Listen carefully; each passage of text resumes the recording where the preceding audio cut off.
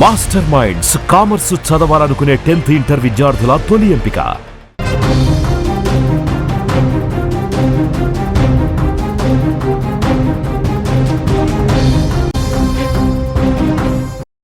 Breaking news చూస్తున్నాం. Surveyor Tejeshwar హత్యలో సంచలన విషయాలు బయటకొస్తున్నాయి. భార్య ఐశ్వర్యే హంతకురాలుగా తేలింది. పెళ్లైన నెలకే భర్తను లేపేసింది కిలేడి. బ్యాంక్ ఉద్యోగితో కలిసి తేజేశ్వర్ హత్య. బ్యాంక్ ఉద్యోగితో ఐశ్వర్యకు అక్రమ సంబంధం ఉన్నట్లుగా తెలుస్తోంది. వివాహం తర్వాత 2000 సార్లు ఫోన్ అడ్డు తొలగించుకోవడంతో పాటు ఆస్తి కోసం సుపారీ ఇచ్చి తేజేశ్వర్ను హత్య చేయించినట్లుగా మనకి సమాచారం అందుతోంది.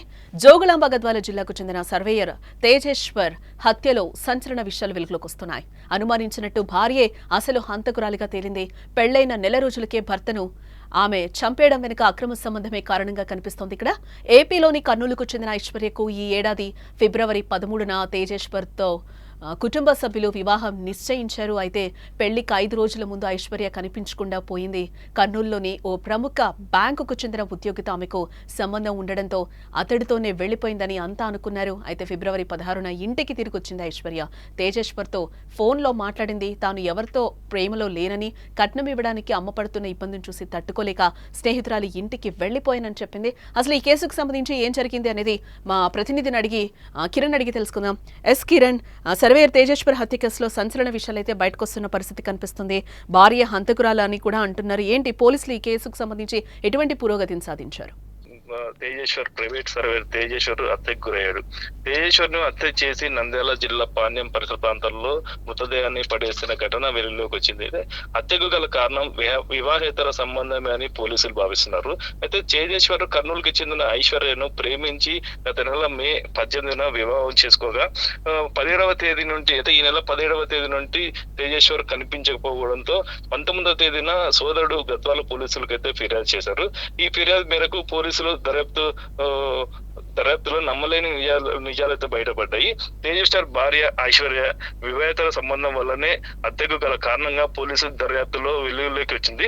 కాగా తేజేశ్వర్ ప్రైవేటు సర్వేయర్ కావడంతో సర్వే పేరుతో పిలిచి ఐశ్వర్య తల్లి ఏదైతే వివాహేతర సంబంధం పెట్టుకున్న బ్యాంక్ ఉద్యోగితో కలిసి హత్య చేశారని చెప్పి విచారణలో తెలుస్తుంది. అయితే తేజేశ్వర్ ను గొంతు నమిలి పాణ్యం పరిసర ప్రాంతాల్లో కారులో తీసుకొచ్చి అక్కడ పాడేసినట్టు అయితే పోలీసుల విచారణలో అయితే బయటపడింది.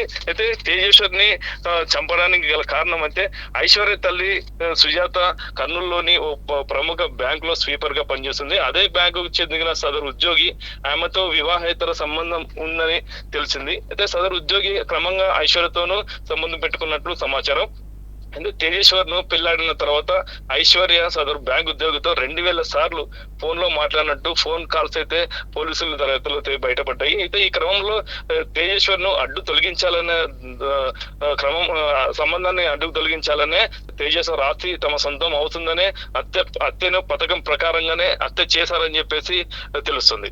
ఎస్, ఈ కేసుకి సంబంధించి అసలు మృతుడి బంధువు అన్న ఎవరైతే ఉన్నారో ఆయన ఏం మాట్లాడారో ఒకసారి చూసే ప్రయత్నం చేద్దాం. ఎంగేజ్మెంట్ చేయడం జరిగింది అమ్మాయికి మా తమ్ముడికి. ఎంగేజ్మెంట్ చేసిన తర్వాత జనవరి 13న మ్యారేజ్ ఫిక్స్ చేసుకున్నాము పెద్దల సమక్షంలో. మ్యారేజ్ 5 రోజులు ఉన్నాక అమ్మాయి ఇంట్లో నుంచి వెళ్ళిపోయింది. కట్నము డబ్బులు ఇవ్వలేక మా అమ్మ నన్ను టార్చర్ చేస్తుంది, అందుకే నేను ఇంటికి వెళ్ళిపోయినా అని చెప్పిందంట. మా తమ్ముడు దాన్ని నమ్మి పోయిన నెల 18వ తారీఖు బీచ్పల్లిలో ప్రేమ వివాహం చేసుకోవడం జరిగింది. మా ఫ్యామిలీ అయితే సపోర్ట్ చేయలేదు ఆ మ్యారేజ్కి. మా తమ్ముడు వెళ్ళిపోయిన రోజు నుంచి అమ్మాయిని అబ్జర్వ్ చేస్తూనే ఉన్నాను. ఆ అమ్మాయి కంట్లో కన్నీటి చుక్క కూడా బయటికి రాలేదు. నేను పెళ్ళప్పుడు ఎంక్వైరీ చేసినప్పుడు ఒక బ్యాంక్ మేనేజర్తో ఎఫ్ఐఆర్ ఉందని నాకు తెలిసింది. అదే విషయం కూడా నేను పోలీస్ స్టేషన్లో చెప్పడం జరిగింది. వాళ్ళు అదే విషయంపై దర్యాప్తు చేస్తున్నారు. వాళ్ళకు కూడా అది కన్ఫర్మ్ అని తెలిసింది. వాళ్ళపైన అయితే నేను కఠిన చర్యలు అయితే తీసుకోవాలని కోరుతున్నాను. ఎస్, ఇక్కడ మనం చూడొచ్చు అన్నకి కూడా ఫస్ట్ నుంచి డౌట్ ఉంది ఆమె మీద అని కూడా తను మాట్లాడడం జరుగుతుంది. ఫిబ్రవరి 16న ఇంటికి తిరిగి వచ్చింది ఐశ్వర్య. తేజేశ్వర్తో ఫోన్లో మాట్లాడింది. తాను ఎవరితోనూ ప్రేమలో లేనని, కట్నం ఇవ్వడానికి అమ్మపడుతున్న ఇబ్బందిని చూస్తే నేను తట్టుకోలేక స్నేహితురాలు ఇంటికి వెళ్ళిపోయానని కూడా చెప్పింది. నువ్వంటే నాకు చాలా ఇష్టం అంటూ కూడా విలపించింది. దీంతో ఐశ్వర్యను నమ్మిన తేజేశ్వర్ ఆమెను పెళ్లాడేందుకు అంగీకరించడం జరిగింది. తల్లిదండ్రులకు ఇష్టం లేకపోయినా కూడా ఒప్పించి మే 18న ఐశ్వర్యను పెళ్లి చేసుకున్నాడు.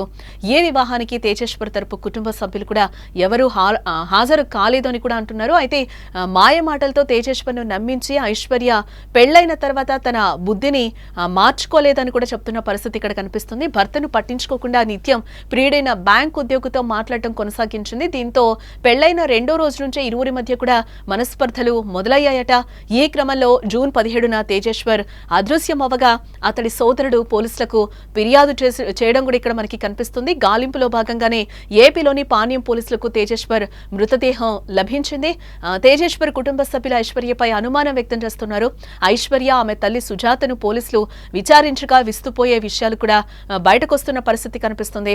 తేజేశ్వర్ను చంపేందుకు ఐశ్వర్య ఆమె తల్లి సదరు బ్యాంక్ ఉద్యోగి పథకం పన్నినట్లుగా కూడా చెప్తున్నారు. తమ సంబంధానికి అడ్డుగా ఉన్న తేజేశ్వర్ని అడ్డు తొలగిస్తే అతని ఆస్తి తమ సొంతం అవుతుందని కూడా హత్యకు స్కెచ్ వేసినట్లుగా ఇక్కడ భావిస్తున్నారు.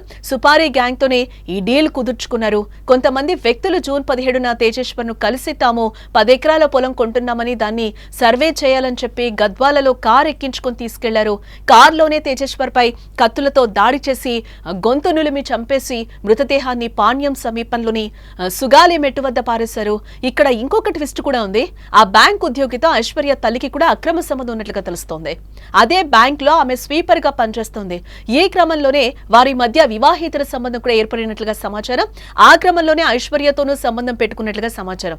తేజేశ్వర్ను పెళ్లాడిన తర్వాత ఐశ్వర్య సదరు బ్యాంక్ ఉద్యోగితో 2000 సార్లు ఫోన్లో మాట్లాడినట్టుగా పోలీసులు కాల్ డేటాలో గుర్తించడం జరిగింది. ప్రస్తుతం బ్యాంక్ ఉద్యోగి పరారీలో ఉండగా ఇక ఐశ్వర్య సుజాతను పోలీసులు అరెస్టు చేసి విచారిస్తున్నట్లుగా సమాచారం.